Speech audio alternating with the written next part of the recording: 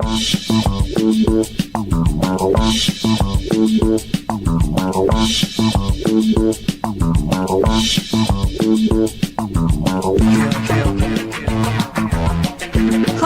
welcome to Inside the Moms Club, where being a mom is the coolest place to be. Here in the Moms Club, we believe that what embarrasses you now will make a great story later. And let's face it, if you don't laugh sometimes, you're gonna cry. Join us in having a good laugh together. I'm Monica Samuels. You are now inside the Moms Club, your private destination for all things mom. Welcome, moms. Welcome to Inside the Moms Club. I'm your host, Monica Samuels, and I'm here with my very special co-host today, Lisa Morris, who is also my sister. Yes. So she is co-hosting today with me because she is going to give you a little insight into me. I've shared many times on this show that I'm a wretched dancer. But I don't think anybody knows that as well as my sister. So, yeah. So on a scale from 1 to 10, with 1 being, I'm not hardly moving, it's so bad. Or no, I'm actually flailing around. You can pick. But okay. And 10 being, I should be on Dancing with the Stars and win. Oh my. Where would you put me? Well, because I'm a kind person, as you know, and modest about it, I would probably give you a 3. Okay. Did you expect a higher score? Well, no. Well, when you said you were going to be kind, I thought it was going to be. Oh, okay. But that's okay. That's okay. No, it's okay. I mean, I just was like having flashbacks to our ballet class together. That is true. So when we were young, I was really talented in so many things, but not dancing. Yes. So, but our parents put us in ballet, and Lisa was so good that our teacher. What was her name? Mrs. Rosello. How could you forget? Mrs. Rosello. Because I blocked it out because I was really, really, really bad. And she was so good that whatever her name was, Mrs. Rosiella, she was a Cuban exile prima ballerina. And she wanted Lisa to give her a scholarship. She was that good. So I was really terrible. She was really good. Lisa always got to be in the front row. I was always in the back row. And what did she have, that giant stick? Yeah, she used to slap a stick for some reason. I don't even know why. She was rough. But it was very funny because Monica could not do the splits. She couldn't even get near the wall. And I was a bit smug because, yes, I was a star student. So I would be up there against the wall, and Monica's back there struggling. And Miss Rosella's got her stick and she's pushing her up against the wall. Well, not only that, she would get on top of me. Like, I'd be trying to do the splits, and she'd get above me and push my shoulders down like she was going to break my legs to get me to do the splits. No pain, no gain. Now, I had one great moment in ballet. I mean, probably the best moment in the whole ballet class was when I had injured my leg, and I was in rehearsal, struggling through it as always. And our teacher gathers everyone together, and she says, girls. No one is trying. You are doing terrible. We have a recital coming up. You're doing awful. Except for Monica. She is horrible, but she is trying. So that was my highlight of my ballet experience. But it scarred me, truly. I mean, I kind of think that has something to do with why I'm a terrible dancer. You think so? I think it might have. I really feel like it could have to do with talent, a little bit of natural ability. I mean, I'm not good at a lot of other things, so I take my. No, but you are good at that kind of stuff. So now you're doing yoga, which I'm really bad at that too, sadly. Well, I made a New Year's resolution and usually you never keep them, but I've done it all month. I have not stopped. You haven't. You've enjoyed it. Because I usually sit at my desk so much that I think I'm going to get deep vein thrombitis for never moving. So I promised myself that I was going to do something. So I joined yoga and Zumba with Gloria. And I picked 2 things that I'd really love because I feel like I'm a pretty good student in there. Could you see me in Zumba? I can't even imagine doing something like that. Well, here's the thing, though. Gloria's moving so fast. You don't have time to look at anybody else and laugh at her because you got to just worry about yourself. Oh, so I would just be on my own out there. So yes, you would just get in the back row. No one would know. Now, yoga's a different thing. Some of these women, I mean, I'm like, I'm not doing that. Like, stand on your head, do some crow pose. When I came in the first day, she's like, do puppy dog. I'm like, I don't know what I'm doing. And yoga teachers are different than dance teachers. So when you're in a dance class, they stand at the front and you just do exactly what they're doing. But in yoga, she'll say, all right, put your right hand up. But she's putting her right hand up too. So then I don't know if I'm doing it wrong or... So that can be a little weird. Some people already know. They seem to get it though. Like I you're think the only one in the class, like watching. One step off. Well, I commend you for doing that right now. I'm currently trying to get back into exercise, but I hurt my back. But it's a weird injury because my back, like randomly in the middle of the day, I will have horrible pain in my back and I can't get rid of it. And then it goes away and then it comes back. And the next day, I never know when it's going to happen. And it's in one spot on my back. And so I asked Julie, who's my regular co-host here, who's also a nurse and who knows I'm a giant hypochondriac too. So that, in fact, yes, she always factors that in. Okay, yeah. On a scale of 1 to 10, I'm a 10 on that. I scored very high on hypochondriac. But I asked her, I said, what do you think this pain is on my back that I can't get rid of? And she said, well, that could be a heart condition. Well, so now I have anxiety too. So now I've got a back pain and anxiety. Do you check your watch for your heart rate whenever your back starts hurting? I should. That's a good... No, don't. That's a good idea. I did that before when I had somewhat of an anxiety attack, and then my heart rate kept going up. And then I called my husband on the golf course, and I'm like, you got to come home. I think I need to go to the hospital. I mean, my heart rate is up like to 110, and this watch is going crazy. Yeah. And then they just told me to take a walk around the block. And you'd feel better? It actually worked. Well, I'll tell you what. So we're very lucky today, Lisa, because we have someone who's going to help us cure all of that. Oh, good. I'm not going to suffer through this any longer.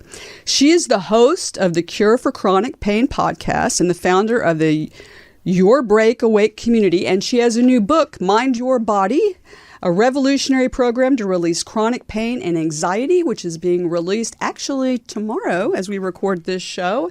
Oh. And we please welcome Nicole Sachs. Welcome to the Moms Club. Hello. Well, thank you so much, Nicole. I hope in this brief time together, I'm going to take notes here because I think if I just follow everything you tell me, I will fix a lot of these problems. Because see, I've got the whole enchilada. I've got the pain and the anxiety that was brought on by some nurse telling me that I probably have something else going on. So before I start there, can you tell the moms how you got into this? Why this was a passion of yours that now you're writing books and counseling people? Yes, I just have to say I relate to everything you just said. I'm a terrible dancer. And my youngest daughter, is a ballerina in classical ballet 6 days a week. And when people say, where did she get it? And they look at me, everyone kind of looks away. So I just want to bring connection to everything that you just said. I was just nodding over here. Okay, let's get down to business. So I'm a mother of 3. I love having conversations with other moms because it is just my opportunity to bring a lot of connection to what it is like to be in the trenches, having your kids, and also trying to keep a hold of having some sense of yourself. But when I was 19, I was in college and my back went out completely. So not like sometimes I couldn't walk. And so I was brought home from college, underwent all the tests. I believe in doctors. I believe in getting checked out. Of course, it's the first line, that you have to go through. And I was diagnosed with a condition called degenerative spondylolisthesis. So it's a mouthful, but basically I have a abnormality in my lower spine. And I was told at the time, you're otherwise healthy, so you don't need to have spinal fusion surgery right now, but there will be no more exercise. There will be no more travel. You should be very careful about sleeping in certain positions so you don't destabilize your back. And the likelihood that you will have a biological child is slim to none, because at the time, the thought that the baby would put so much weight on the front that I could really put myself in a dangerous position for my back. And so you can only imagine at 19 to get that kind of prognosis. It was pretty crazy and it was pretty dark. And, for whatever reason, call it faith, call it curiosity, call it resistance, because I didn't want to get some crazy surgery. I opened my mind to maybe this isn't the full story. I was in college studying psychology. I just had an inkling. And as I moved through my teens and mid 20s, I came upon the work of Dr. John Sarno. I don't know if you guys have heard of him. Have you? I've heard of him, yes, but tell us a little bit about him. He's famous. He's the grandfather of mind body medicine, and he's famous for teaching people how to understand that although pain is not in your head, okay, so your pain, when you're feeling that extreme back pain, even though it comes and goes, you are not making it up. You're not overly sensitive. You're not hysterical. And even when you said I'm a hypochondriac, I actually kind of want to soften that word for people, because when you're scared of something, you're scared. Your perception is your reality.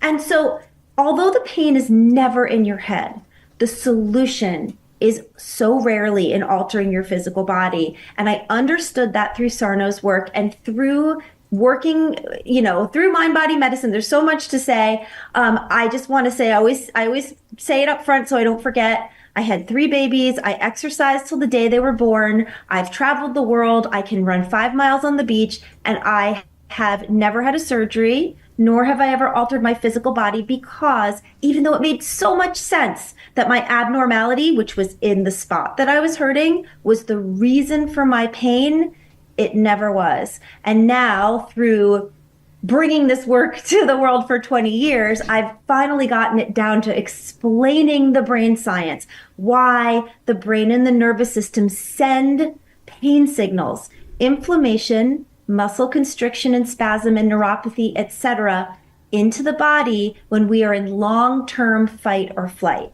So there's so much to say, and I don't want to keep going on, so I can kind of make this a conversation, not a wall of talking, but that's kind of the gist of it. I love it because, and there's so much of that now that we're learning about. Like, for example, one of our sponsors is New Calm, and they talk about how different parts of your brain, it's a program that triggers different areas of your brain to reduce stress, to help you sleep. So we're learning so much about brain science that people didn't recognize before, and how, we're opening up a whole new world. And you're a real testament to the fact that this works. So let's drill down. So first we're talking more about chronic pain, or like last week I fell down 3 stairs and hit a wall, and I was very injured for a week and in a lot of pain.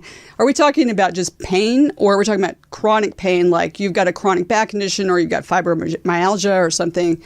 Exactly. Yes. Okay. So this acute pain is part of life, right? I always say we don't have an exoskeleton. We are soft and chewy humans. We are going to get hurt.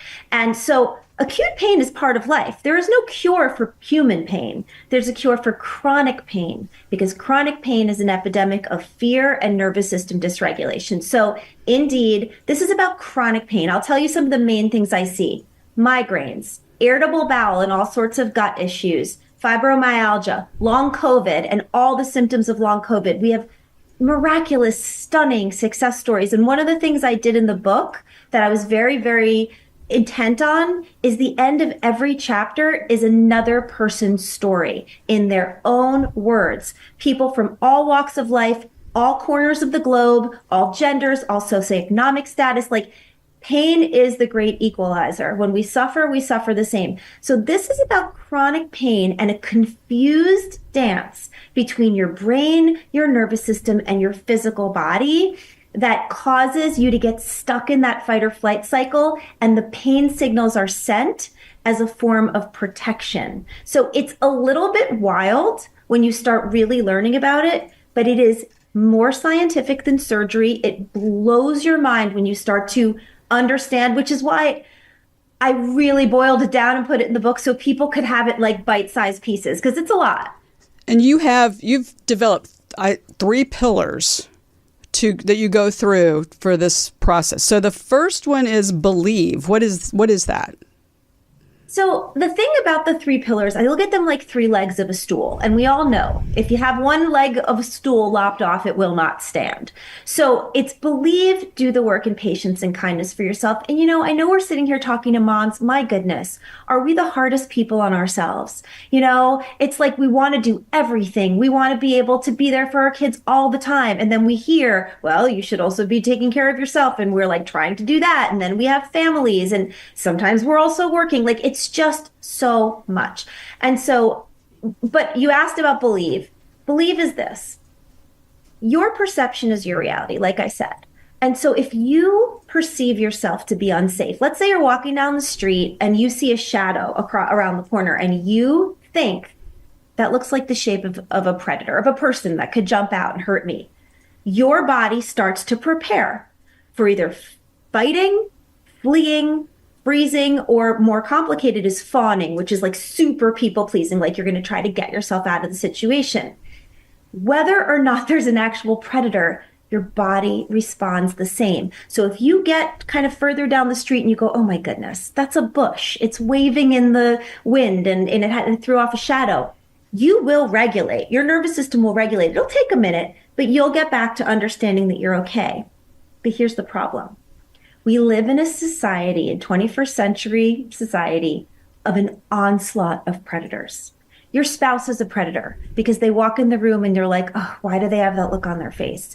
Your boss is a predator because they speak to you in a way that just reminds you of the way your mother used to criticize you. Your children are predators. Your children are bloodthirsty predators, right? I mean, your children are just like need, and constantly making you feel like you're not doing enough, and it's not their fault, but it's just the way they are. I've raised 3 of them. And so it's just about understanding. Believe is kind of 2 things. It's marinating in the material. As you mentioned, I have a podcast called The Cure for Chronic Pain. Since 2018, I've almost never missed a week. So hundreds of episodes of topics, of interviews with people, hearing stuff in their own words. So that's part of believe. Like, we are raised in the Western medical model, okay? We're raised to take a pill. We're raised to have a surgery. We're raised to have a procedure or maybe an alternative procedure. As soon as anyone says that your emotions or trauma could be involved in your physical body, people tend to be like, oh, no. My pain is real. You know, don't tell me the pain is in my head. So I have to start with believe. Read about the brain science. You know, I have every study linked in the book. Like, it's just about getting yourself to the place where you're regulated enough and then you can do the work, which is the second pillar. Mm-hmm. Yeah, it's interesting when you talk about fight or flight too. I deal with a lot of anxiety, not just the idea that I might have a heart attack. That just adds to it. But someone told me one way, so when I'm on a plane, sometimes I feel claustrophobic and I want to get out, and that's the fight or flight, like something bad's going to happen. And someone told me that you just take your finger, your opposite side of your body, and you just start tapping. Like they have a whole tapping regimen now to reset your body. Just what you're saying, your brain it's not like I'm physically gonna die because I'm in that what I'm feeling. It's what my body is perceiving that I'm going through. Exactly. And here's a good metaphor that I feel like is helpful for people. So if a building is on fire, the fire alarm goes off, and the fire alarm is screaming. The fire alarm is loud because the fire alarm needs to get somebody's attention that there's a problem here. But the fire alarm is not the problem.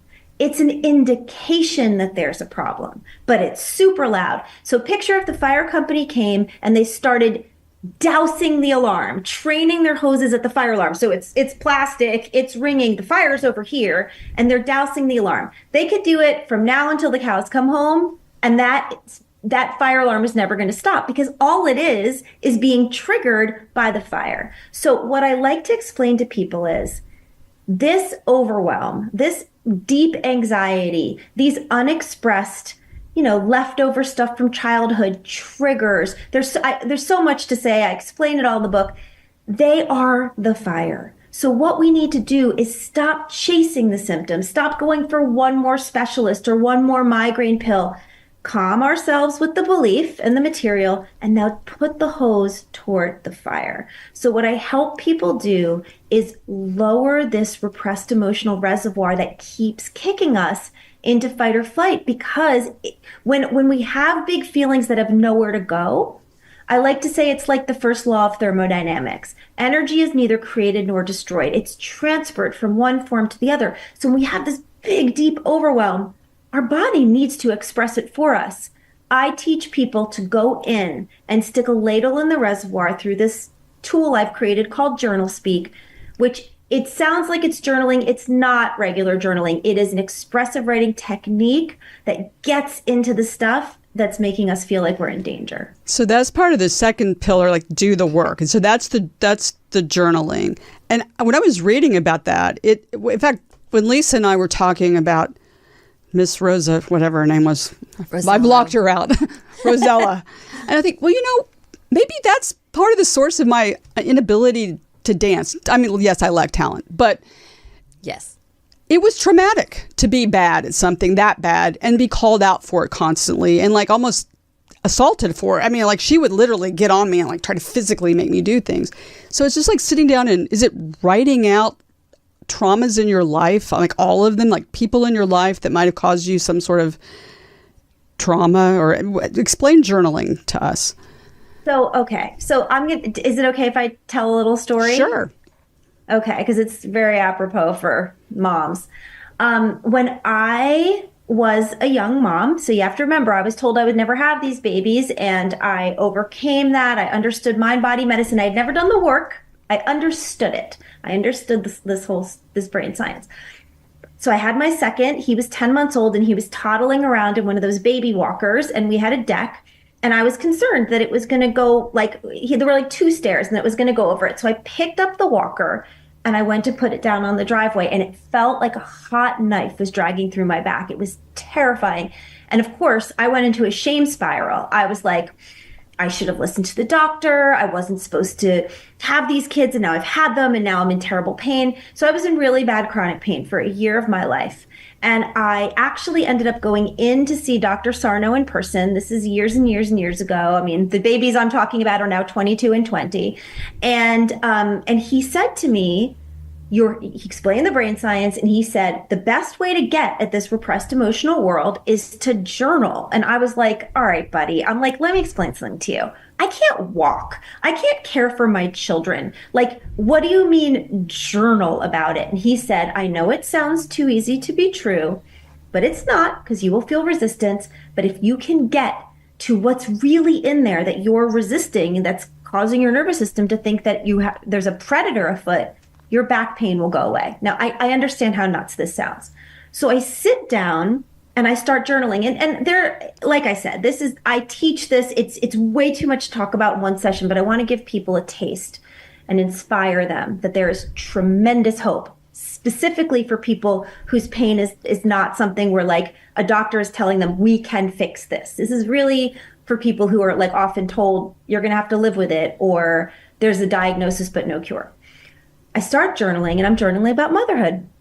And I'm like, I'm really tired. 2 babies in cribs, 2 babies in diapers. This wasn't the plan because I wasn't, I got pregnant. I wasn't planning on having 2 so close together. And I just got this voice, this whatever happens when we have our little awakenings. And it said, you're lying. And I was like, I'm not lying. This is my life. And I just knew innately, I knew that this wasn't the type of journaling that was going to help me. This wasn't what was in there. And I just got really brave. And I knew it was like in there, and it was rising. And I wrote the first line of Journal Speak ever penned. And the line was, I hate being a mother. And it was the most shocking thing to come out of me. Because first of all, I'd wanted these babies since I was 10. I didn't think I was going to have them. And I started writing, and I just was like, screw it. I'm just going to tell the truth. So I start just ripping through the pages, and I'm like, I hate this. I'm terrible at it. I'm failing. I have the wrong baby. My daughter doesn't look like me. Like, I'm just really writing what you would imagine is ridiculous stuff. And then I just went off on my parents. Like, they made terrible decisions and blah, blah, blah. Then I went in on myself, self-loathing. What's wrong with you? Why are you so weak? You should be able to do this. But here's the magic. And I really want to tell you it is. And by the way, I am one story. There are hundreds of thousands of people I've worked with over the years that are completely symptom-free. So this is like an incredible movement. I realized something that in a million years, you could have given me a lie detector test and I wouldn't have known, which is I had a very lonely childhood. I was an only child. My parents had a lot of issues. They had a difficult marriage. They eventually divorced. We had financial insecurity.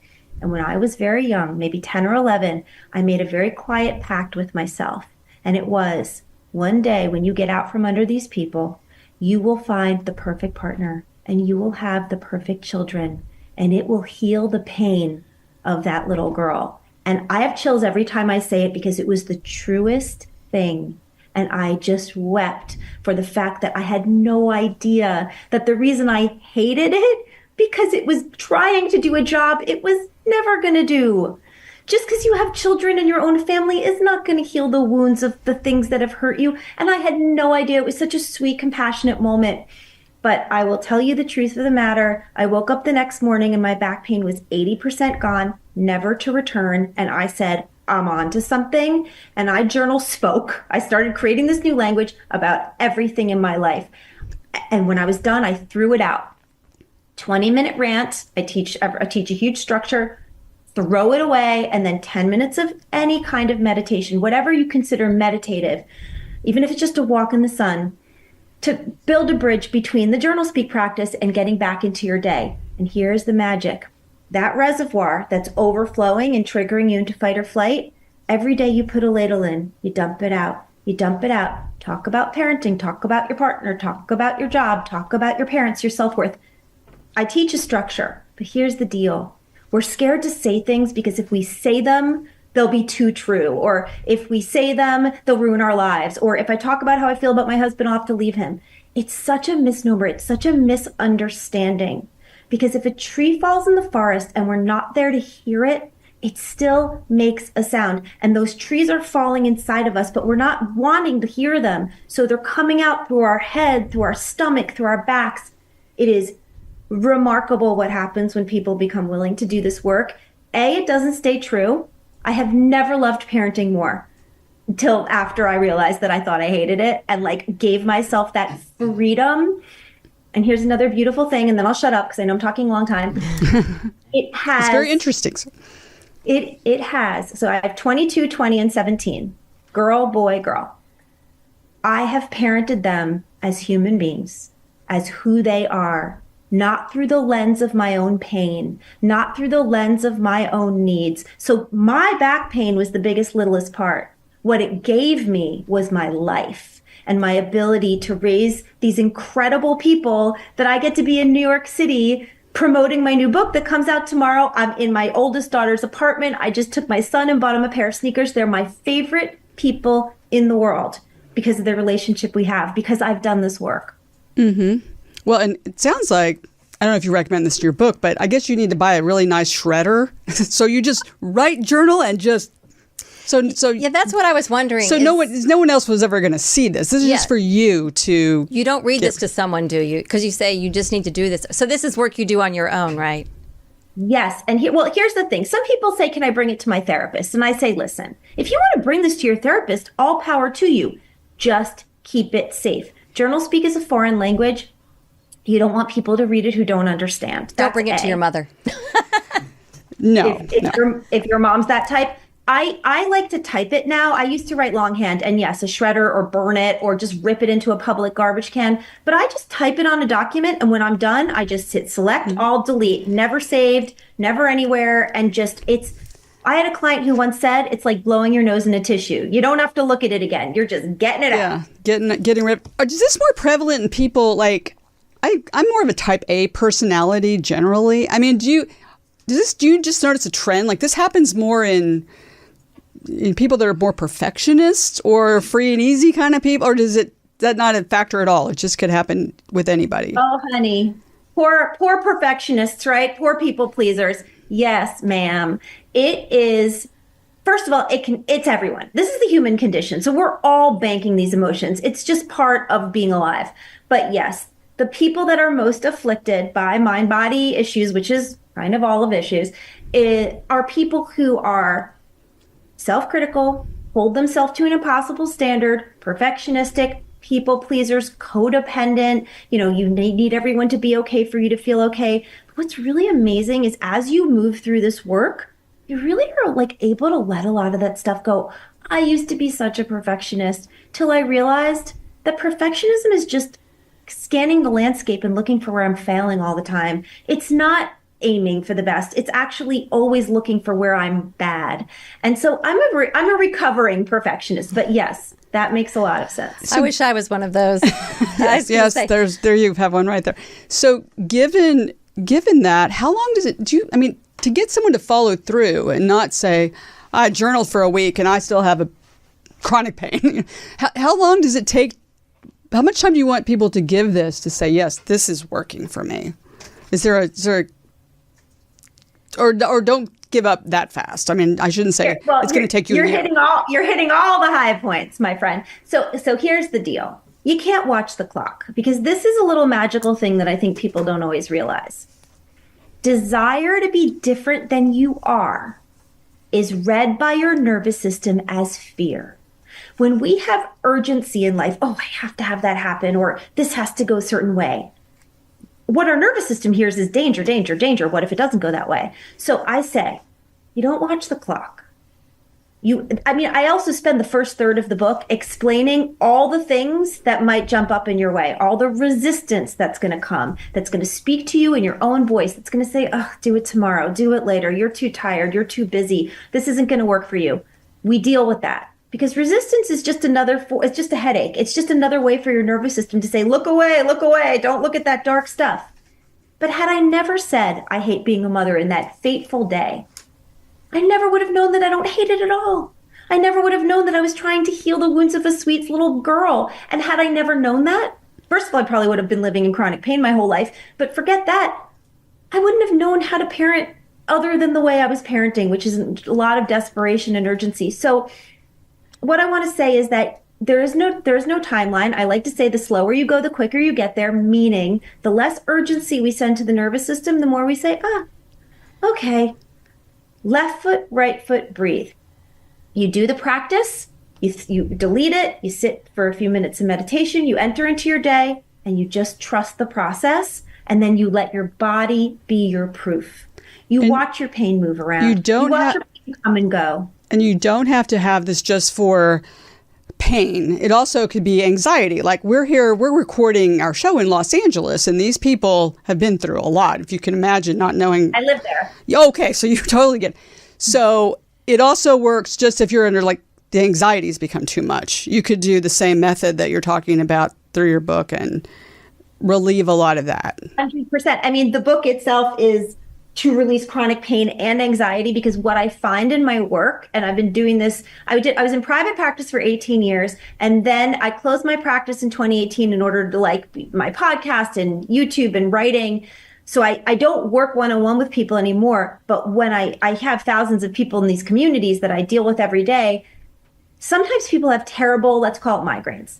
And they're doing this work and the migraines go away. They truly go away completely. And then they say, Nicole, I am anxious day and night. I feel like I'm up to here. I'm like panicked. And I say, perfect. This is a celebration. You have it on the run and it's on the way out. Just stay calm and centered and keep doing the work. Anxiety and the physical experiences of anxiety are interchangeable with so many forms of pain, because it's all this nervous system dysregulation. So I stand as a cheerleader, as an inspiration, and to tell you, listen. Is this book, sorry, I was just going to ask you if this book was, in like layman's terms, like very easy for, I mean, you have a lot of research in this book. If I recommend it to someone, is it something that simple steps that they can follow very easily and they won't get wrapped up into too much? I was always better in school than she was. Yes, so yes. You know, when they have chapter book, that's what I was over there going. I'll go for the chapter book. I'm not. So it's good for every mom out there. You don't have to feel like you need a science degree, I guess. Well, good. I mean, I'll tell you, the biggest compliment I ever get is the word relatable. Oh, okay, that's good. That's simple, a perfect. It's relatable. It's me talking, so it's going to sound just like this. The scientific studies are honestly, because some people are science wonks, and good. Yeah. Like if you need that, it's in there. But honestly, more than anything, it's like, let's just cut the crap and get well. I love that. Well, we have some moms who have some questions for you, and they are our Zoomer moms. So welcome, Zoomer moms. Welcome to the Moms Club. We have one Zoomer mom and one Zoomer daughter today. So let me introduce first the Zoomer moms. Tell us a little bit about yourself at first, and if you have a question for Nicole. First, Kimberly, welcome to the Moms Club. Hello. Hi. My name's Kimberly. I have two little girls. So my youngest is 8 months old, and my older one is 2.5. It is so intense. It's never ending. I'm trying to think what my question would be. How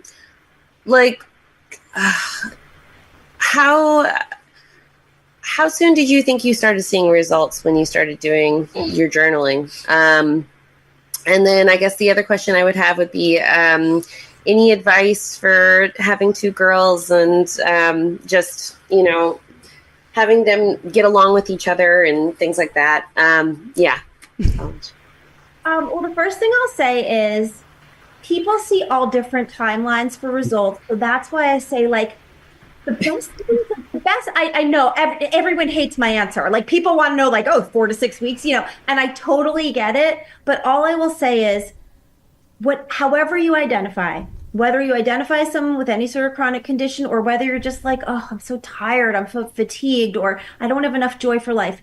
This is such a tool because when you're not spending so much energy holding down that which you would rather not think about, you're freed up in so many ways. So I just want to inspire you, whatever it is that you're dealing with, even if it's just overwhelm with 2 young kids, this will help you. And it's such a great way to model as your kids get older, taking care of yourself, pausing and taking care of yourself. And mom to mom for siblings, God, it really depends on their personalities. Anyone who has more than one kid knows that nature and nurture are both real. I have 3 kids and they are so different from each other, and different pairings of them get along, and when all 3 of them together, sometimes it's a challenge. I just try to stay centered and not be the problem. Okay, so that would be my best thing. Don't have an adult temper tantrum if you can help it. That's very good advice. When they're going at it, just being able to be stay centered and then do what you need to do. Draw boundaries, hold your boundaries. Oh my goodness. When you say something, be your word. That is very helpful. Good advice. Good advice. Cindy, welcome to the Moms Club. Tell us a little bit about yourself, and do you have a question? Hi, I'm a mother of a 15-year-old boy, and I'm retired from the airline industry.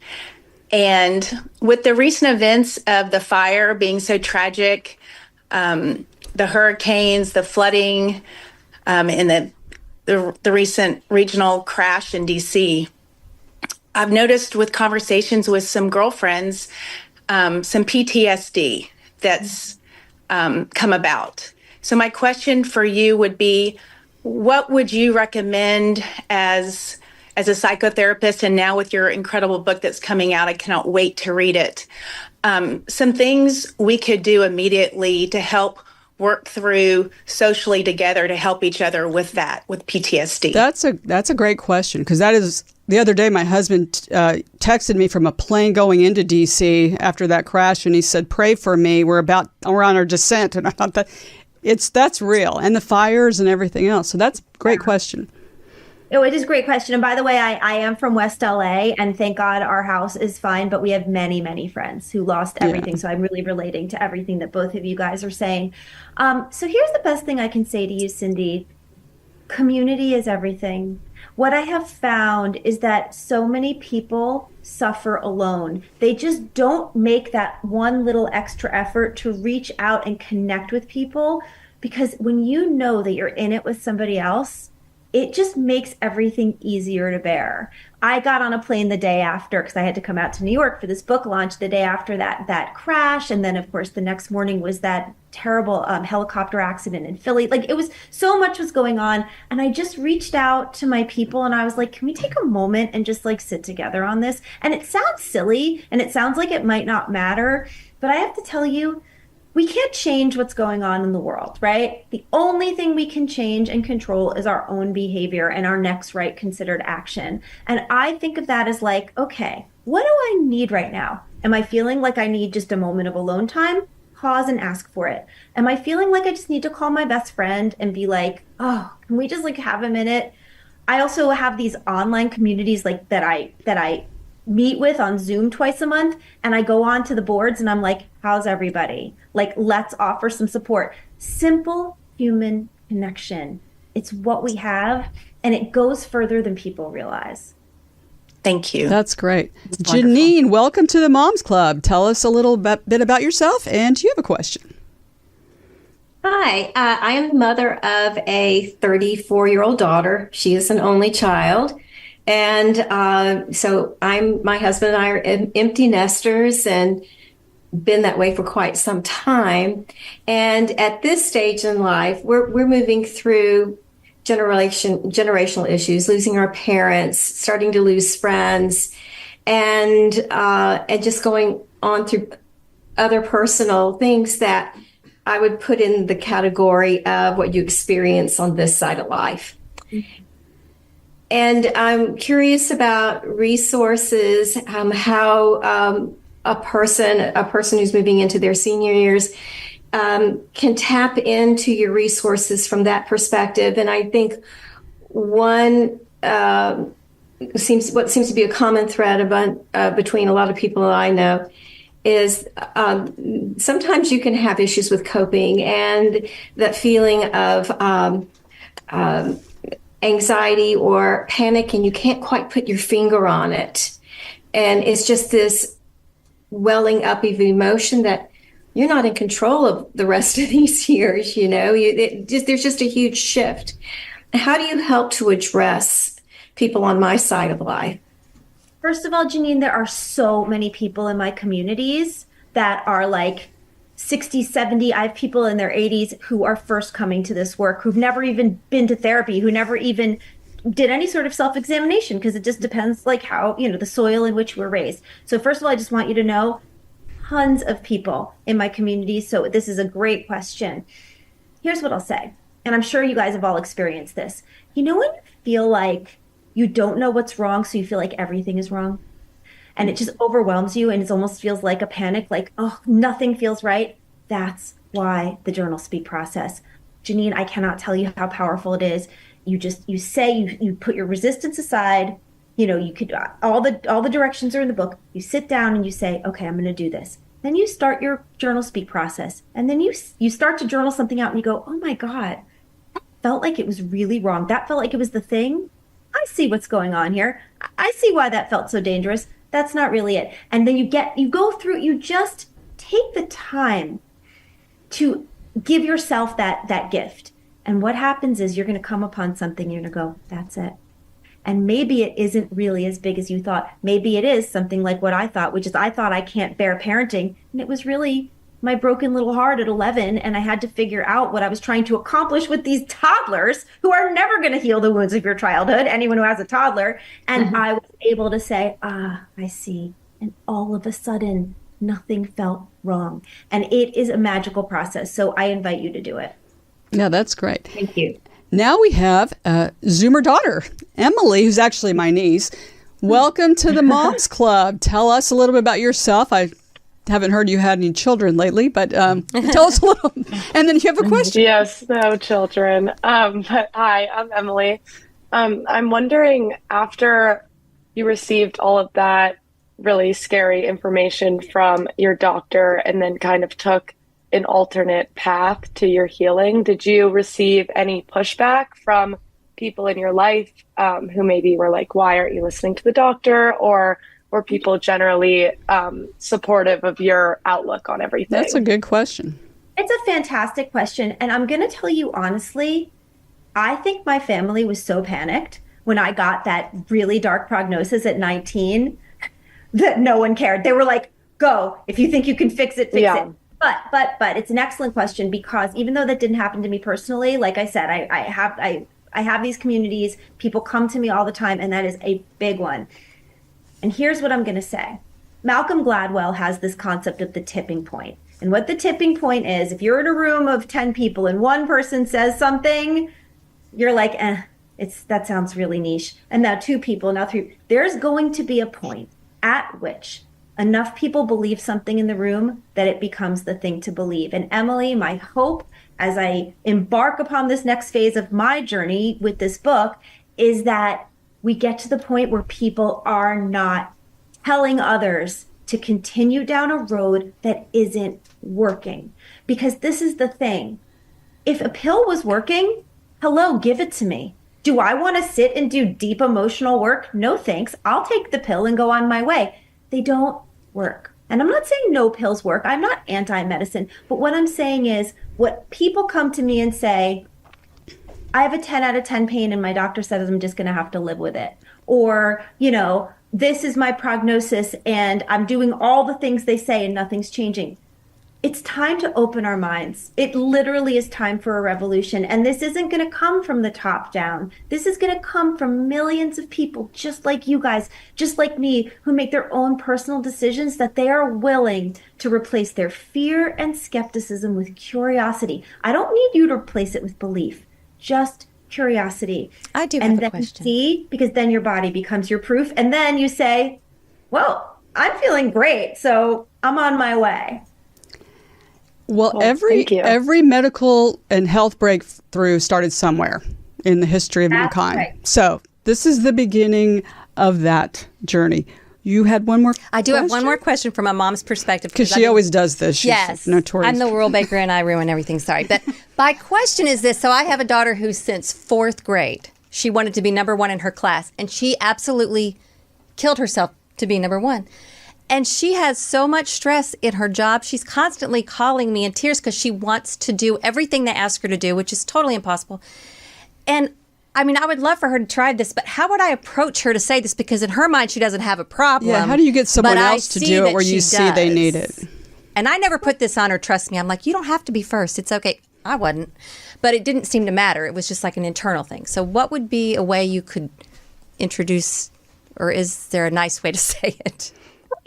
Listen, I like to say, and they say this about a lot of forms of recovery, my program, my work, is a program of attraction, not promotion. Meaning, there's rarely a person where you're going to run them down and be like, you need this about almost anything. People are a resistant species.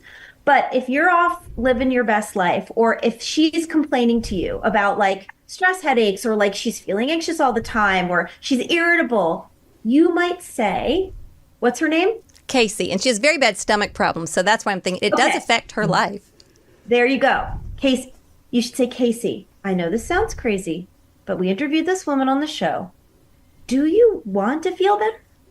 I know that sounds like a nuts question, but it's like sometimes I could lecture in a room of 1,000 people and I literally will look at them and I'll say, please forgive me. I love you guys. How long do you want to suffer?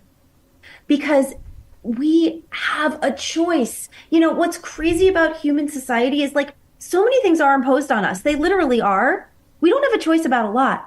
We have a choice about the way we carry on in our lives. And so when people understand there's a way that they might suffer less, there's a way that they might feel better, you can say, I know this sounds wild, but I'm hearing that there are people that were like on restrictive diets, this is a true story, eating like 5 foods total, horrible IBS, diarrhea, constipation, bloating, all sorts of gut issues, that have done this work to relieve their nervous system dysregulation, and they are symptom free. Period. The end. Eat anything they want. That is a boring, common story in my work. So it's like you tell her it's there. She'll probably throw the book across the room and say, okay, just know it exists in life. And when you choose it, that'll be your choice. And Perfect. That's what I do. I say, I'm over here living my best life. You don't have to. Mm-hmm. Like, whenever you're ready, I'm here for you. And this book comes out tomorrow. Perfect. Yes. Perfect. Yes, I know what I'll get her. By that time. Yeah, I'll get her that as a present. Yes. I'm going to give it to my son, too. Well, the book is called Mind Your Body. Everybody run out and get a copy tomorrow and implement it in your life. And where else can we find you on social media, Nicole? Well, the best way to find me is just to go to my website, NicoleSachs.com, NicoleSachs.com, and it has everything. You can see my community and my memberships and the ways to be part of actually connecting with people. You can go to my podcast, The Cure for Chronic Pain, and listen for free to as many stories as you want of people doing this work for themselves. You can if you want to take a self-guided course and if you want to know how to do this for yourself, I have Freedom from Chronic Pain. It's a course, you take it at your own pace. I have so much to offer. On Instagram, I'm constantly chatting with everyone at Nicole Sachs, LCSW. So basically, like a few years ago, I just bit the bullet and I'm like, I have to be out there on the internet. And I just go and I share and I try to inspire people. I tell my story and I just want people to feel less alone and to know they have much more power than they realize to affect their physical and emotional health. That is great. Well, you're really changing lives and helping people. And with this, you're going to continue to do that. Thank you so much for joining us. We really appreciate it.